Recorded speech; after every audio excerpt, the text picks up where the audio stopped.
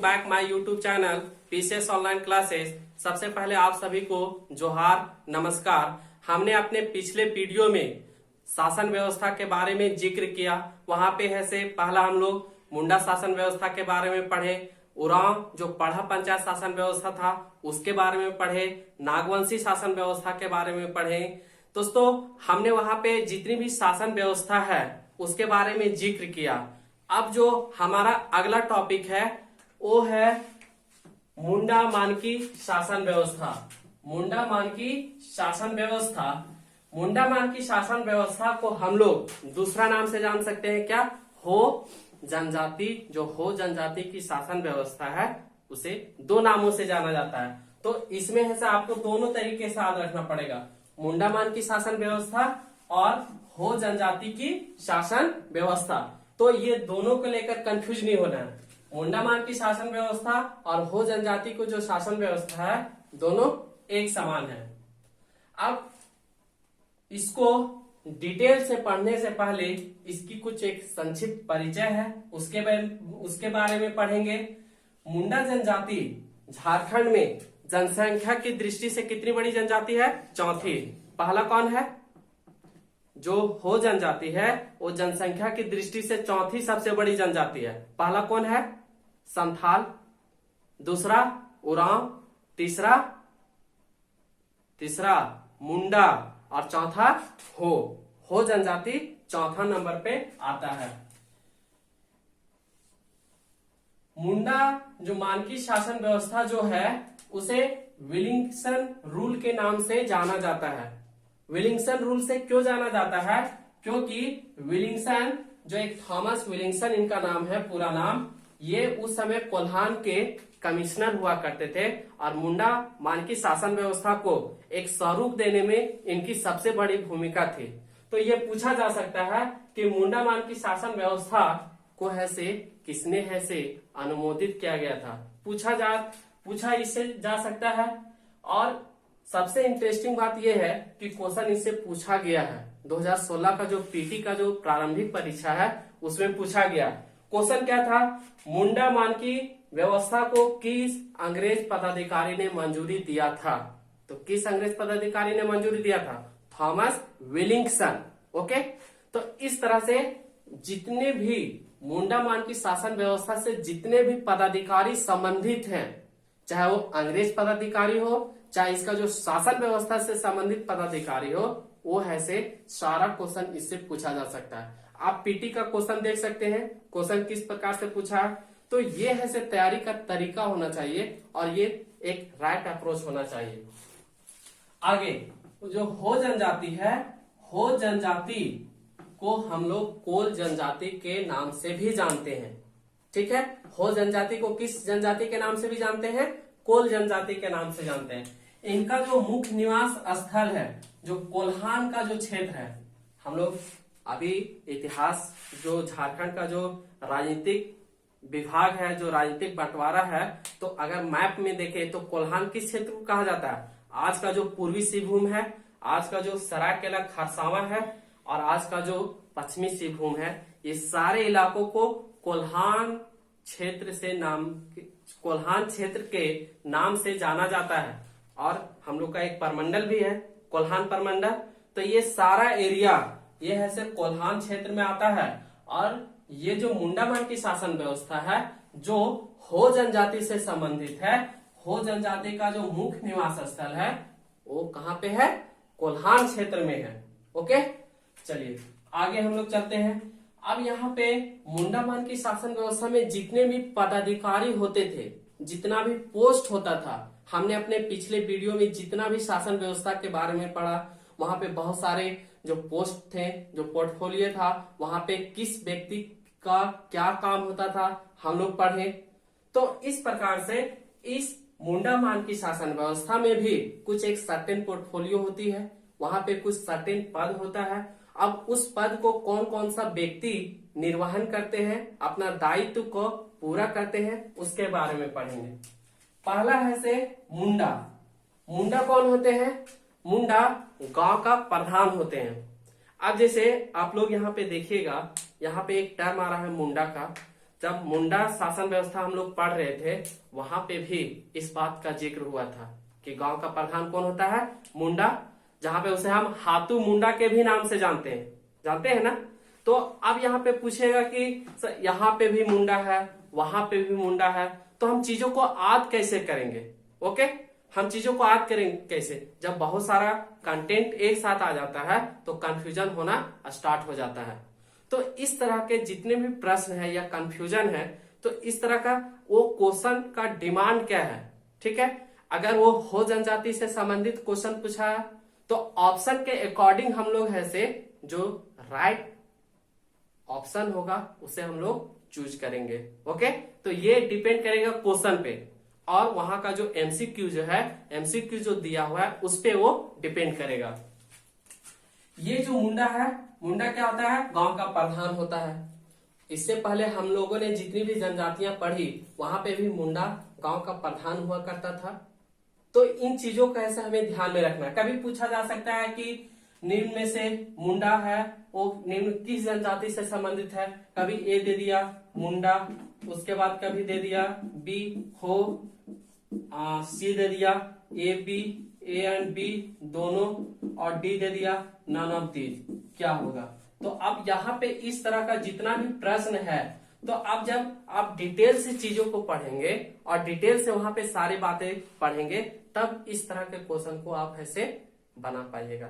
आप नहीं तो क्या होगा, हाँ हम लोग मुंडा में पढ़े थे तो मुंडा ऐसे सही है, हो हम लोग जानते नहीं है तो हो गलत है, तो ये ऐसे इस तरह से नहीं। आप लोगों को डिटेल से यहाँ पे पढ़ना पड़ेगा। और मैंने जो शासन व्यवस्था से संबंधित जितना भी पोर्शन है, जो 16 मार्क्स का इसमें पूछा जाएगा, हर एक टॉपिक को मैंने विस्तार पूर्वक वहां पे विश्लेषण किया है। अगर आप उस वीडियो को अभी तक नहीं देखे हैं तो आप जाके प्लेलिस्ट में देखिए कि किस तरह से मांझी परगना शासन व्यवस्था थी, पढ़ा पंचायत शासन व्यवस्था थी, नागवंशी शासन व्यवस्था थी और मुंडा शासन व्यवस्था थी। तो किस प्रकार से वहां की व्यवस्थाएं थे, वहां पे बहुत ही विस्तार पूर्वक से बताया गया है। अब आगे जो है, यह जो मुंडा है गांव संबंधित मामलों का निपटारा करता है। गांव में जितने भी प्रकार के मुद्दे होते थे, जितने भी प्रकार के विवाद होते थे, केवल एक को छोड़कर, हत्या को छोड़कर सारे मामले का ऐसे निपटारा यहाँ पे किया जाता था। ओके, डाकुआ क्या होता है, डाकुआ मुंडा का सहायक होता है। इससे पहले हम लोगों ने जितनी भी पंचायत शासन व्यवस्था पढ़ा वहां पे सभी का कुछ ना कुछ ऐसे वहां पे क्या था, उसका सहायक था। तो उन चीजों के बारे में इसी प्रकार से यहाँ पे भी डाकुआ जो है, डाकुआ मतलब डाकू मत समझ लीजिएगा, डाकुआ मतलब डाकुआ। जैसे ये जो है से डाकुआ जो है मुंडा का सहायक होता है। इसका काम क्या होता है, इसका काम मुंडा के निर्णयों एवं आदेशों को लोगों तक पहुंचाना, यानी मुंडा के द्वारा जो भी फैसला लिया जा रहा है या दिया जा रहा है उसे गांव तक पहुंचाना। ओके, उसका क्या काम है कि जो भी निर्णय मुंडा के द्वारा लिया जा रहा है उसे गांव के लोगों तक पहुंचाना। तो एक प्रकार से ये किस तरह का काम करता है, एक प्रकार से ये संदेश वाहक का काम करता है, पोस्टमैन का काम करता है। हम लोग पिछला जो पढ़े क्या, मांझी परगना शासन व्यवस्था, वहां पे हम लोग एक टर्म का यूज किए थे, वहां पे गोड़ायत का वहां पे काम था संदेश को पहुंचाना। ओके, तो ठीक इसी प्रकार से इसमें डाकुआ का जो काम है वो ऐसे संदेश को पहुंचाना है। आगे जो है पीड़ क्या होता है, पीड़ कई गांवों के अंतर ग्राम पंचायतों का संगठन होता है। पीड़ कई गांवों के अंतर ग्राम पंचायत का संगठन होता है। जैसे हमने अपने पिछले वीडियो में जो मांझी परगना शासन व्यवस्था था, हम लोगों ने वहां पे देखा कि है से वहां पे बहुत सारे ग्राम पंचायत को मिलाकर ऐसे क्या बनाया जाता था, परगनायत बनाया जाता था। पढ़ा पंचायत शासन में व्यवस्था में हम लोग पढ़े कि बहुत सारे गांवों को, बहुत सारे अंतर ग्राम पंचायतों को मिलाकर एक पढ़ा पंचायत बनाया जाता था। ठीक इसी प्रकार मुंडा मान की शासन व्यवस्था में पीड़ जो है कई गांवों के अंतर ग्राम पंचायत का संगठन होता है। पीड़ का प्रमुख क्या होता है, मानकी होता है। जैसे हम लोग कल क्या पढ़े, जो पढ़े हम लोग मांझी परगना शासन व्यवस्था में कि जो परगनायत का जो प्रमुख होता है वो परगनायत ही होता है। तो ठीक इसी प्रकार से इसका भी जो है प्रमुख क्या होता है, मानकी होता है। ये जो पीड़ है, पीड़ 15 से 20 गांव का संगठन होता है। पीड़ कितने गांव का संगठन होता है, 15 से 20 गांव का संगठन होता है। पूछा जा सकता है कि जो पीड़ है कितने गांव का संगठन होता है, 10 से 15, 15 से 20, 20 से 25, 5 से 10। तो उत्तर क्या होगा, उत्तर 15 से 20 होगा। सभी गांव के मुंडा और जो डाकुआ है वो इसमें भाग लेते हैं। जो पीड़ है, पीड़ में किस प्रकार के व्यक्ति भाग लेते हैं, जब कभी भी जो पीड़ का प्रमुख कौन होता है, मानकी होता है। मानकी जब कभी सभा बुलाता था तो वहां पे उस सभा में किस प्रकार के लोग सम्मिलित होते थे, जो गांव के जो प्रधान है, गांव के प्रधान कौन है, मुंडा, और संदेशवाहक के तौर पे कौन काम करते थे, डाकुआ। तो ये है से उस सभा में पार्टिसिपेट करते थे।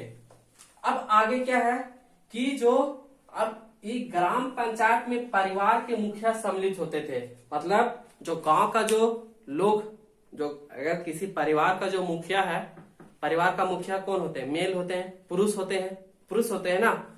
इसमें केवल पुरुष का जो गांव का जो परिवार का मुखिया है वो सम्मिलित होता है। लेकिन एक चीज हम लोग क्या देखे थे, उरांव पंचायत जो शासन व्यवस्था है, जिसे हम पढ़ा पंचायत शासन व्यवस्था पढ़ते हैं, वहां पे महिलाओं को भी पंचायती कार्यवाही में भाग लेने का अधिकार था। तो साफ साफ यहाँ पे क्या दिखता है, यहाँ पे ऐसे पैट्रियोटिकल सिस्टम दिख रहा है। मतलब एक प्रकार से पितृसत्तात्मक पद्धति दिख रही है। यहाँ पे ऐसे पुरुषों की तवज्जो महिलाओं की अपेक्षा ज्यादा दी जाती थी। ठीक है, अब आगे क्या है कि आगे जो चौथा पदाधिकारी है तहसीलदार है।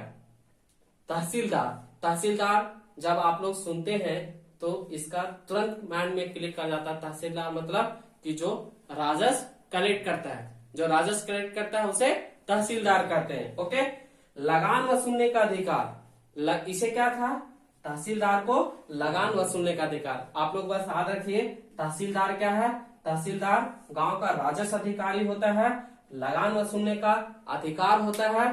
दोस्तों, अगर ये वीडियो आपको पसंद आ रहा हो तो इस चैनल को सब्सक्राइब करें, इस वीडियो को दोस्तों के साथ शेयर करें, बेल आइकन को प्रेस करें।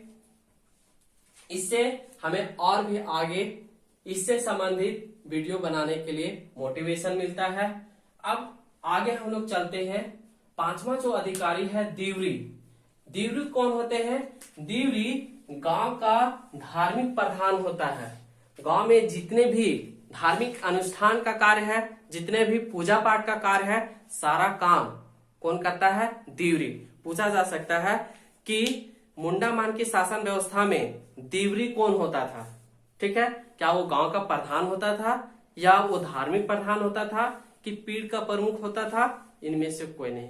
तो दीवरी कौन होता था, दीवरी गांव का धार्मिक प्रधान होता था। दीवरी कौन होता था, गांव का धार्मिक प्रधान होता था। वो गांव से में संबंधित जितने भी पूजा पाठ है उसका निर्वहन कौन करता था, दीवरी करता था। आगे जो है आतरा दीवरी। आतरा दीवरी कौन है, दीवरी का सहयोगी होता है। आतरा दीवरी कौन है, दीवरी का सहयोगी होता है। अब इससे संबंधित कुछ फैक्ट है, उसे हम लोग देखते हैं। कोल विद्रोह, कोल विद्रोह जो 1830 से 32 के बीच में हुआ था, ये हो जनजाति के लोगों ने ही किया था। अब ये जो कोल विद्रोह हुआ, इसका कारण क्या था, इसका पहला कारण था कर वसूली और अंग्रेजों के मनमानी के विरुद्ध। बहुत सारे उस समय जमींदारी सिस्टम थी, तो जितने जमींदार लोग क्या करता था कि जो आदिवासी लोग हैं उनसे, आदिवासी लोग से मनमाने तरीके से उनसे लगान वसूल करते थे। जब अगर आपके पास जो उपज नहीं हो रहा है और उस उपज के विरुद्ध है से आपको ज्यादा पैसा या लगान मांग रहा है, तो आप क्या कीजिएगा, विद्रोह कीजिएगा ना। तो परिणाम स्वरूप यही हुआ कि इन लोग ऐसे विद्रोह करना स्टार्ट कर दिया। क्या करना स्टार्ट कर दिया, विद्रोह करना स्टार्ट कर दिया।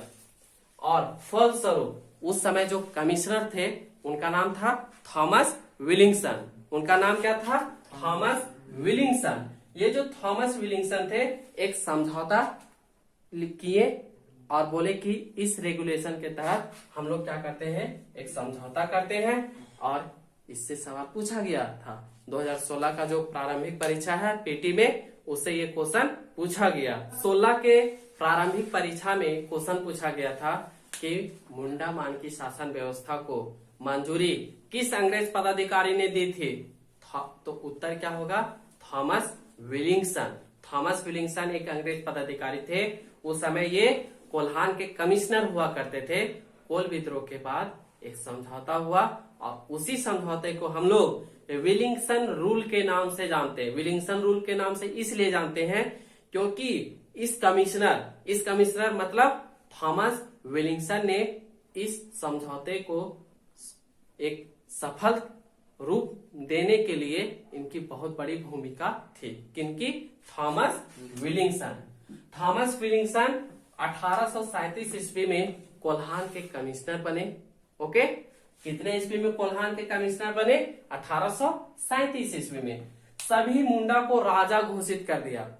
जो थॉमस विलिंगसन थे वो जितने भी यहाँ पे मुंडाएं थे, मुंडा मतलब किसको, गांव का जो प्रधान है वो मुंडा होता है ना, तो सभी को क्या कर दिया कि बोला कि आप लोग सभी ऐसे राजा हो। ओके, और दूसरी बात क्या है कि वो जो है वो क्या कर दिया, जो मानकी है, मानकी जो है, मानकी और मुंडा का जो पद है वंशानुगत कर दिया। वंशानुगत मतलब कि आप जो है से इसका जो पद है वो वंशानुगत होगा, यानी एक ही फैमिली का इस पोस्ट में आएगा। तो इस प्रकार से दोस्तों हम लोग देखें कि जितना भी मुंडा मान की शासन व्यवस्था से संबंधित जितना भी इम्पोर्टेंट टॉपिक है हमने यहाँ पे विस्तार पूर्वक विश्लेषण किया। और इस प्रकार से इससे संबंधित जो हमने इसका विस्तार पूर्वक चर्चा किया, आप इसका एमसीक्यू फॉर्मेट के रूप में आप मेरे ही यूट्यूब चैनल में आप उसमें टेस्ट फॉर्मेट में आप उसे टेस्ट लगा सकते हैं और अपने आप को सेल्फ एवेल्युएट कर सकते हैं कि आपकी तैयारी किस हद तक सही है। दोस्तों अगर ये वीडियो आपको पसंद आया हो तो इस चैनल को सब्सक्राइब करें, शेयर करें और बेल आइकन को प्रेस करें।